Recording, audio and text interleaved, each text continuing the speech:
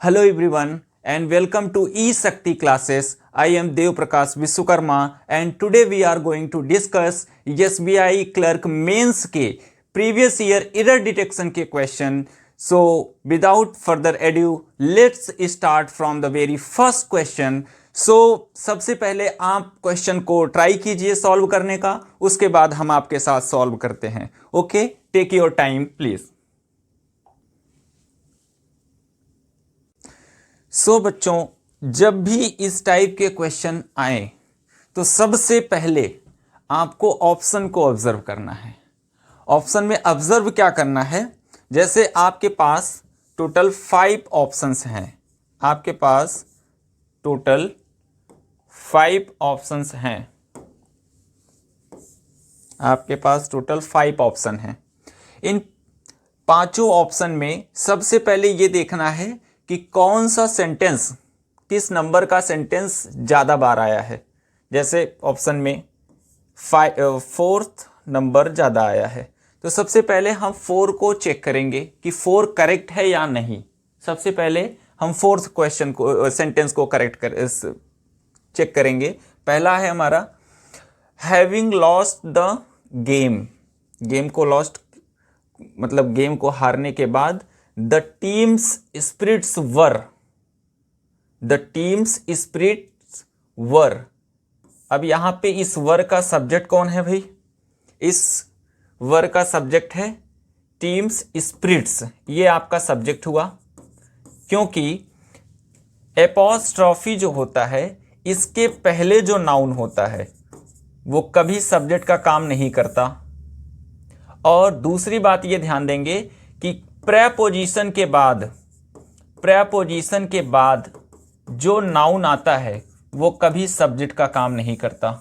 तो बेटा ये दोनों सब्जेक्ट का काम नहीं करेंगे. एपॉस्ट्रॉफी के पहले का नाउन और प्रेपोजिशन के बाद का नाउन कभी भी सब्जेक्ट का काम नहीं कर सकता.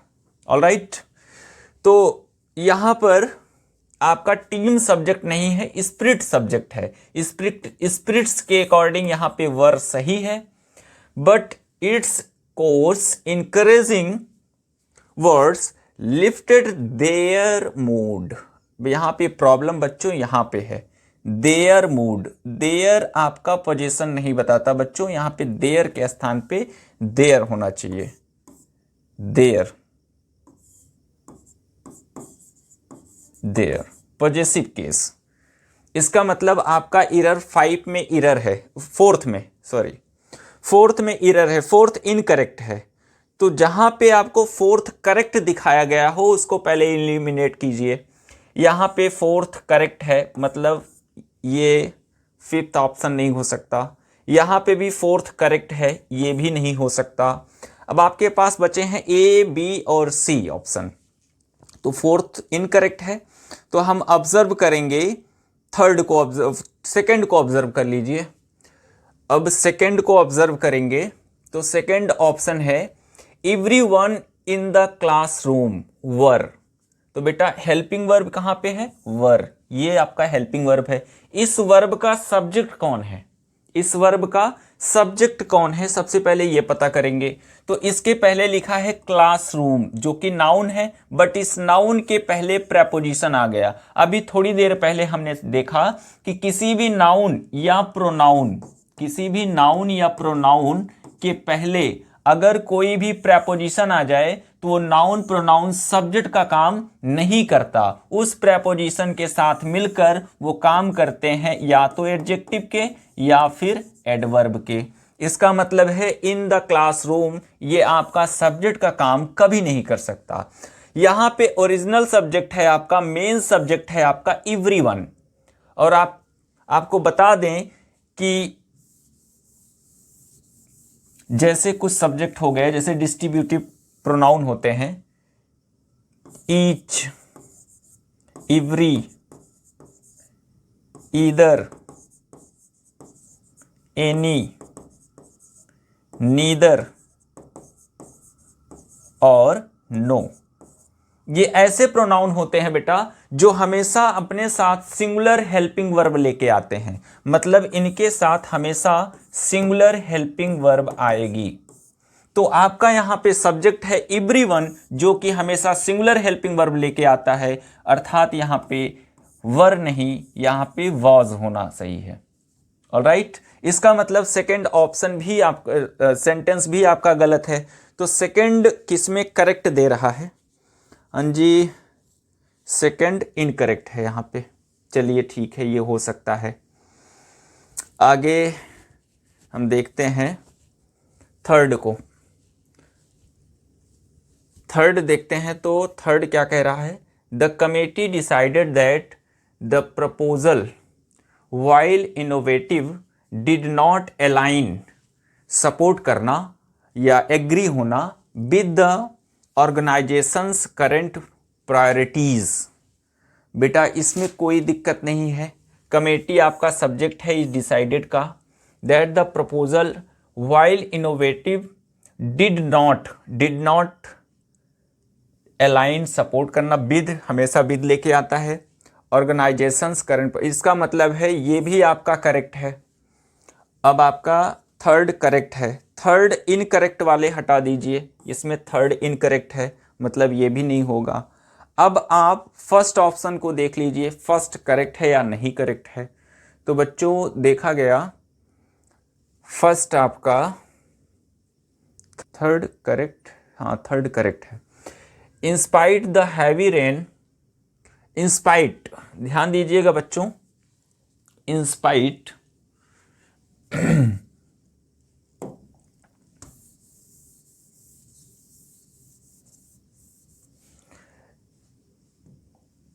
इंस्पाइट लिखा हो या आप में डिस्पाइट लिखा हो, डिस्पाइट हो या इंस्पाइट हो, डिस्पाइट हो या इंस्पाइट ऑफ हो। ध्यान देना, फर्क इतना है कि डिस्पाइट के साथ कभी भी ऑफ नहीं लगता बच्चों, इंस्पाइट के साथ हमेशा ऑफ लगता है।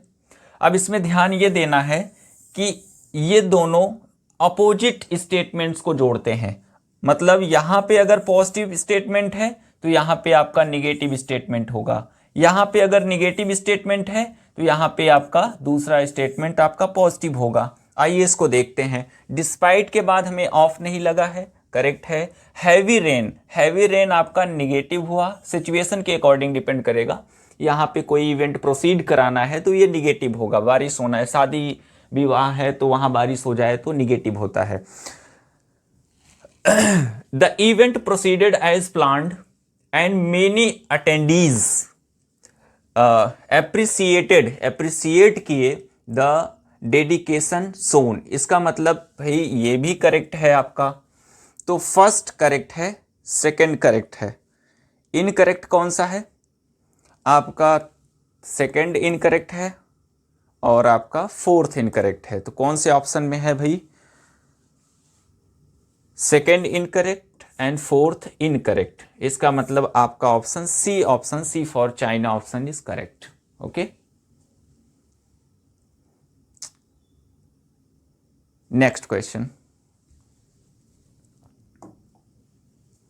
Okay, take your time please, try to solve. Okay बच्चों, आई थिंक आप लोगों ने सॉल्व कर लिया होगा। तो चलिए सबसे पहले हम ऑप्शन की तरफ चलते हैं। ऑप्शन में ज़्यादा संख्या में फोर्थ है, फोर्थ वाला सेंटेंस को ऑब्जर्व कर लेते हैं। द नॉवेल्स, एपोस्ट्रॉफी लगा है, एपोस्ट्रॉफी के पहले का नाउन सब्जेक्ट नहीं बन सकता। उसके बाद इंट्रिकेट प्लॉट जी, combined with the author's attention to detail, ये आपका एक्स्ट्रा इंफॉर्मेशन है, ये आपका एडिशनल इंफॉर्मेशन है। और यहाँ पे वर्ब मेक्स लिखा है, क्या ये करेक्ट है या इनकरेक्ट? आइए देखते हैं। सब्जेक्ट कौन है आपका? इंट्रिकेट प्लॉट, ये आपका सब्जेक्ट है जो कि सिंगुलर है, सिंगुलर के अकॉर्डिंग यस या यस लगाना सही है। It makes it a compelling read for enthusiast for genre, ये इसका मतलब है, ये आपका फोर्थ ऑफ सेंटेंस आपका बिल्कुल करेक्ट है। तो फोर्थ जो ऑप्शन में इनकरेक्ट है उनको एलिमिनेट कर लीजिए, फोर्थ करेक्ट है, ये बी ऑप्शन हट गया आपका। तो फोर्थ से काम ज़्यादा नहीं बना। अब देख लेते हैं हम फर्स्ट को देख लेते हैं। फर्स्ट आपका करेक्ट है या इनकरेक्ट है। आइए इसको देखते हैं। As the deadline approaches, the team worked। बेटा दिक्कत यहां पे आ गई क्योंकि ये प्रेजेंट टेंस में है, प्रेजेंट इंडेफिनिट में, ये पास्ट इंडेफिनिट में। तो ये आपका टेंस में दिक्कत आ गई भाई कि हमारा साइमल्टेनियसली टेंस टाइम होना चाहिए, जो कि ये प्रेजेंट में है, ये पास्ट में है। दोनों प्रेजेंट में हो या दोनों पास्ट में होना चाहिए। तो आपका पहला ऑप्शन भी गलत है, पहला सेंटेंस भी गलत है। तो इसका मतलब पहला इनकरेक्ट है, पहला करेक्ट किस में है, पहला करेक्ट, यानी डी ऑप्शन भी आपका हट गया। अब देखते हैं सेकेंड ऑप्शन को, सेकेंड सेंटेंस को। The recent study reveals that despite, यानी ये दो अपोजिट स्टेटमेंट को जोड़ेंगे, कॉमन बिलीफ और the recent study reveals that eating chocolate in moderation can have benefit for heart health. अच्छा, रिवील्स का सब्जेक्ट आपका स्टडी हो गया, रिसेंट स्टडी बिल्कुल सही है। That eating chocolate in moderation can have बिल्कुल सही है, बेनिफिट्स फॉर हार्ट हेल्थ। इसका मतलब sir second option, second sentence भी आपका करेक्ट है। तो फोर्थ और सेकेंड करेक्ट किस में है बच्चों, फोर्थ और सेकेंड करेक्ट है। आपका C for China option is correct है। देख लीजिए आपका थर्ड ऑप्शन भी, सेंटेंस भी, each of the participants have लिखा है, हमने अभी थोड़ी देर पहले जाना। ईच इवरी आपका सब्जेक्ट है तो हमेशा सिंगुलर लेके आएगा, हमेशा ये हैज रहेगा। तो यहाँ पे ये भी ऑप्शन आपका गलत है, थर्ड ये गलत हुआ, ये भी गलत है। तो आपका C for China is correct है बच्चों। Next question, take your time please.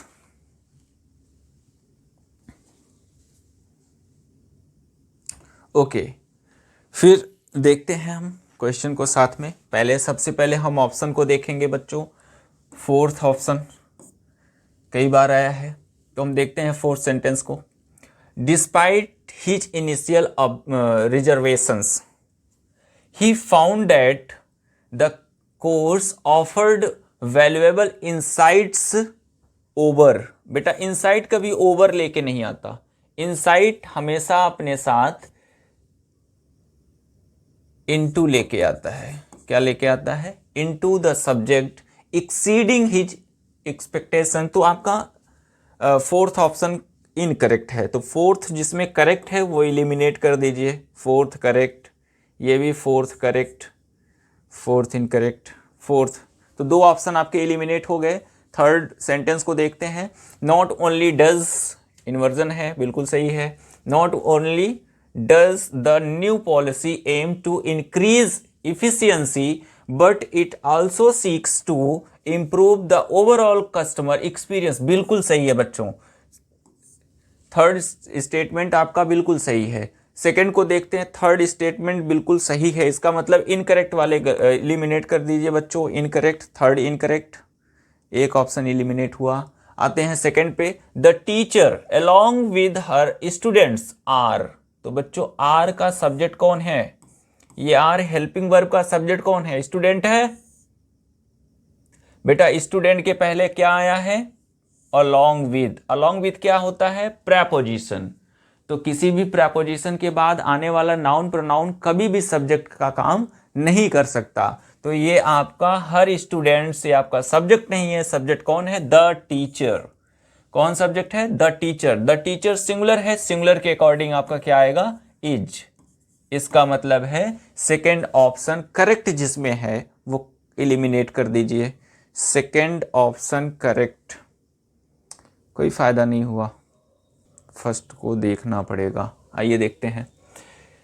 In an effort to reduce waste, the city council announced that it will be implementing a new recycling program next month. बिल्कुल सही है बेटा, announce that it will be implementing a new recycling programme next, बिल्कुल सही है। तो first correct और third correct, first and third correct, ये ऑप्शन करेक्ट है बेटा, फर्स्ट इनकरेक्ट नहीं है। तो आपका D for Delhi option correct है। ओके, नेक्स्ट क्वेश्चन को आप ऑब्जर्व कीजिए, टेक योर टाइम प्लीज। सबसे पहले ऑप्शन को ऑब्जर्व करना है बच्चों। ऑप्शन को ऑब्जर्व करने के बाद आप एलिमिनेट करना शुरू करेंगे, बस ऑप्शन आपको राइट ऑप्शन मिल जाएगा। तो आइए बच्चों देखते हैं, आप लोगों ने आई थिंक सॉल्व कर लिया होगा। सबसे पहले हम देखेंगे ऑप्शन को, और ऑप्शन में देखते हैं फोर्थ स्टेटमेंट कई बार आया है, तो फोर्थ को पढ़ लेते हैं। India's manufacturing and services sectors remain का सब्जेक्ट कौन है बेटा? आपका इंडियाज होगा नहीं, मैन्युफैक्चरिंग एंड सर्विसेज एडजेक्टिव का काम कर रहा है। सेक्टर्स आपका नाउन है जो कि सब्जेक्ट का काम कर रहा है, और सेक्टर्स प्लूरल है, इस हिसाब से ये आपका करेक्ट है। Vulnerable to global trade uncertainty such as the US's 25% import tariff on steel and an equal percentage proposed on pharmaceuticals। इसका मतलब है कि आपका फोर्थ करेक्ट है, आपका फोर्थ स्टेटमेंट बिल्कुल करेक्ट है बेटा, फोर्थ करेक्ट है। तो जिसमें फोर्थ इनकरेक्ट है उनको एलिमिनेट कर दीजिए। फोर्थ इनकरेक्ट, ए बी हट गया आपका, फोर्थ इनकरेक्ट, फोर्थ करेक्ट है बेटा। थर्ड को देख लेते हैं बच्चों। It earlier defended the content at a hearing before and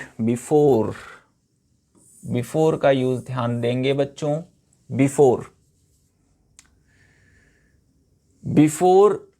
before का जो फंक्शन है बच्चों, थोड़ा सा ध्यान देंगे।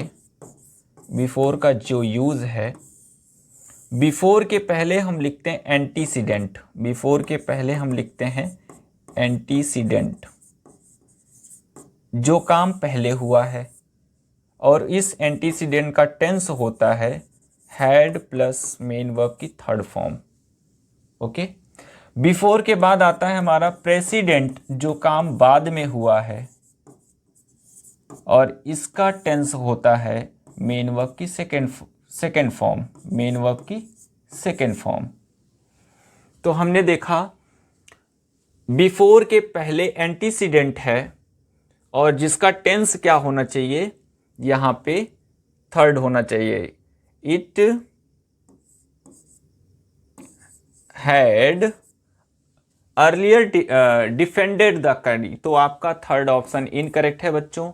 अगला हम देखते हैं सेकंड ऑप्शन, सेकंड देख लेते हैं, मतलब है कि आपका थर्ड ऑप्शन इनकरेक्ट है। थर्ड करेक्ट किस में दे रहा है, तो आपका ये भी ऑप्शन चला गया बच्चों। तो आप देख लीजिए पहले ऑप्शन को आप देख लीजिए, करेक्ट हो जाएगा पहले को। तो the order of the ministry of information and broadcasting directing the removal of a cartoon featuring the prime minister Narendra Modi from a Tamil magazines website R. इस आर का हेल्पिंग वर्ब है, इस आर का सब्जेक्ट कौन है बच्चों? तो आइए देखते हैं। वेबसाइट मैगजीन्स, फ्रॉम लिखा है, इसके बाद का जो भी नाउन प्रोनाउन है, नाउन फ्रेज है, वो आपका सब्जेक्ट नहीं बन सकता। The prime minister Narendra Modi, इनके पहले का जो प्रेपोजिशन है ऑफ है, यानी प्राइम मिनिस्टर नरेंद्र मोदी आपका सब्जेक्ट नहीं बन सकता यहाँ पे। रिमूवल डायरेक्टिंग द रिमूवल, उसके बाद लिखा है ब्रॉडकास्टिंग, इंफॉर्मेशन के पहले भी ऑफ आ गया। द मिनिस्ट्री, इसके पहले भी आपका आ गया ऑफ प्रेपोजिशन। तो आपका सब्जेक्ट है ऑर्डर। द ऑर्डर सिंगुलर है, और सिंगुलर के अकॉर्डिंग यहाँ आर नहीं, यहाँ हमें इज चाहिए। इसका मतलब है कि आपका फोर्थ भी इनकरेक्ट है। तो फोर्थ आपका correct, first first correct, first incorrect है, इसका मतलब थर्ड एंड फर्स्ट इनकरेक्ट है, तो आपका D for daily option correct है। आइए अगले क्वेश्चन पे चलते हैं। अगला क्वेश्चन है, in the following questions one part of the sentence में हैव एन एरर। किसी एक पार्ट में ही एरर होगा बच्चों, जितने सेंटेंस दिए गए हैं इनमें से किसी एक पार्ट में एरर होगा सेंटेंस के। Find out which part of the sentence has an error, किस पार्ट में एरर है उसको पता कीजिए, and mark the remaining that is the errorless combination as your answer. तो जिसमें एरर है उसको आप पता कीजिए, किस पार्ट में, सेंटेंस के किस पार्ट में एरर है उसको पॉइंट आउट कीजिए। बाकी जितने बच्चे हैं आपके जो एररलेस हैं, जो करेक्ट हैं सेंटेंस के पार्ट, उनका कॉम्बिनेशन आप देखिए। इसका मतलब है इसमें हमें देखना है करेक्ट जो पार्ट हैं सेंटेंस के, उन्हीं को करेक्ट, उन्हीं को ऑप्शन में ढूंढना है। ओके बच्चों, आइए सॉल्व करते हैं आपके साथ, देखते हैं। तो एक एक पार्ट को हमें ऑब्जर्व करना है, क्या वो करेक्ट है या इनकरेक्ट है। जो करेक्ट है उन्हीं का हम यहाँ पे सही मानेंगे। आइए, even after the public outcry regarding the urgent necessity, और even after the public outcry regarding the urgent necessity, बिल्कुल सही है बेटा, ए बिल्कुल सही है। आगे, to complete the project catered to, catered नहीं होगा बेटा, यहाँ कैटरिंग होना चाहिए, कैटर्ड नहीं, यहाँ कैटरिंग होना चाहिए। कैटरिंग कंटिन्यूअस प्रोग्रेस एक्शन दिखा रहा है। To Rayalaseema region, the government's decision to shift one of the pumps from, तो सी भी बिल्कुल करेक्ट है बेटा। The Handri Neeva project to the Pattiseema project to ensure the completion of the project, ये भी सही है बेटा, इंश्योर कर रहा है, बिल्कुल सही। By the scheduled date as only added insult with, insult with को हम टू से लिखेंगे बेटा, इंसल्ट टू इंजरी, इसका मतलब होता है कि किसी सिचुएशन को और ज़्यादा खराब कर देना, टू वर्सन अ सिचुएशन, इसका मतलब ये होता है। ये एक फ्रेज है, तो इस हिसाब से आपका डी इनकरेक्ट है, डी इनकरेक्ट है, डी इनकरेक्ट है नहीं, सॉरी ई इनकरेक्ट है, तो ई आपका इनकरेक्ट है, ये होगा नहीं। आपका बी भी इनकरेक्ट है, तो बी इनकरेक्ट है, बी इनकरेक्ट है, बी इनकरेक्ट है, आपका ऑप्शन ये है बच्चों, fifth option. Okay, next question, take your time and try to solve. ये प्रीवियस ईयर SBI मेंस के हैं बच्चों, क्लर्क मेंस।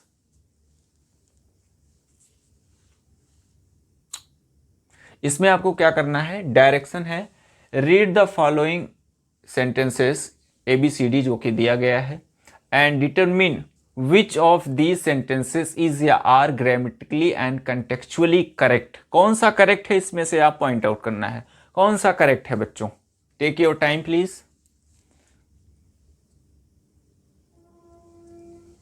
देखिए यहां पे लिखा गया है वर, वर का सब्जेक्ट आपका पार्टिसिपेंट्स हो नहीं सकता क्योंकि इसके पहले प्रेपोजिशन है। आपका ईच सिंगुलर हेल्पिंग वर्ब लेके आता है, तो इसके अकॉर्डिंग यहाँ पे वॉज आएगा। ऑलराइट, तो ए ऑप्शन आपका बिल्कुल गलत है। अच्छा जी, इसके बाद देखते हैं अगला, significant changes in the climate patterns.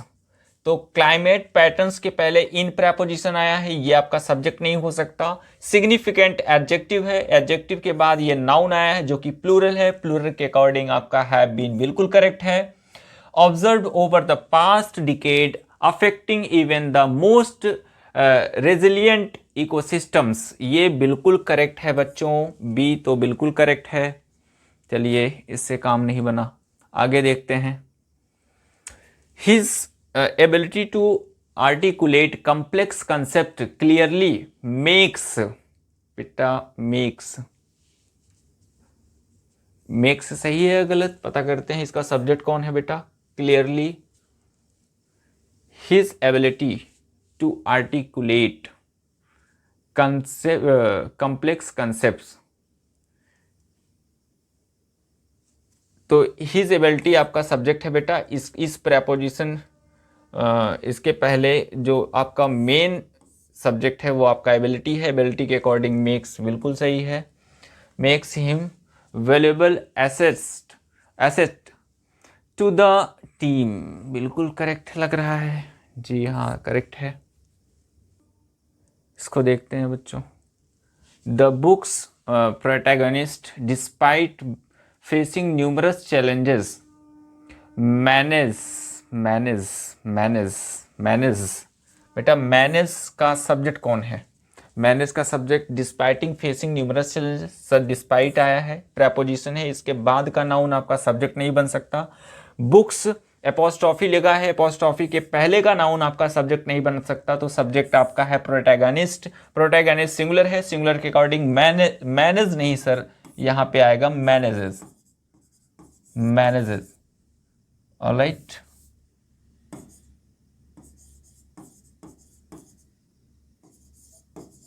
ये आपका सब्जेक्ट है। इसका मतलब डी भी एरर है, डी में गलती है, डी को ही ऑब्जर्व करना था यार, बिल्कुल सही है। Okay next question, the last question of the session, try to solve. Okay बच्चों आइए देखते हैं। इसमें ऑप्शन है आपका डी से आए हैं, 3 ऑप्शन है, तो डी को पढ़ लेते हैं, देखते हैं करेक्ट है या नहीं। The principal and the teachers should meet every month to discuss students progress and strategize for improvement. So बच्चों बिल्कुल सही है, डी आपका करेक्ट है, डी आपका करेक्ट है, डी से काम नहीं बना, डी तो करेक्ट है। आगे देखते हैं।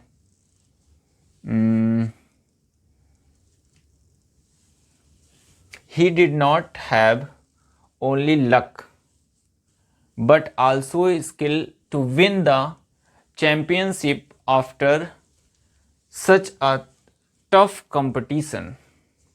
He did not have only luck but also skill, but also he did not only नहीं बच्चों, he did not have just, he did not have just, या आप कह सकते हैं he has not only, ऐसा भी कर सकते हैं आप। तो आपका सी भी इनकरेक्ट है बच्चों, सी इनकरेक्ट है, सी से बनने वाले जो भी हैं आप उनको हटा सकते हैं, सी ठीक है। अब आप पढ़ लेते हैं बी को, बी को पढ़ लेते हैं। With the expansion of internet, with the expansion of the internet accessing information have, तो आपका विद आया है, विद के पहले का जो नाउन है ये आपका सब्जेक्ट नहीं बनेगा। ऑफ आया, ऑफ के पहले इंटरनेट है, ये भी आपका सब्जेक्ट नहीं बन सकता। एक्सेसिंग एडजेक्टिव का काम कर रहा है, इन्फॉर्मेशन आपका सब्जेक्ट का काम करेगा बच्चों, इसके पहले कोई प्रपोजिशन नहीं है, इन्फॉर्मेशन सिंगुलर है, इस वजह से यहाँ पे हैव नहीं है जाएगा। तो आपका बी भी गलत है स्टेटमेंट, तो बी आपका गलत है, बच्चा आपके पास थर्ड ऑप्शन, ये बिल्कुल सही है, फर्स्ट भी बिल्कुल सही है। Okay next question. So this was the last question of the session. I hope you have enjoyed the session. So I think आपको क्लियरली हर कंसेप्ट समझ में आ गया होगा। तो मिलते हैं अगले सेशन में नए क्वेश्चंस के साथ हमारे बैंक के और एसएससी के किसी भी कॉम्पिटिटिव एग्जाम्स के कोई भी इंग्लिश से रिलेटेड कोई भी क्वेश्चन है, आप कमेंट में आप पूछ सकते हैं। वो चीज़ें आप जो भी चीज़ें आपको तैयारी करनी है या जिस चीज़ में आपको डाउट होता है, आप अपने कमेंट बॉक्स में कमेंट कर सकते हैं। बच्चों, तो मिलते हैं अगली क्लास में। All the best. Thank you.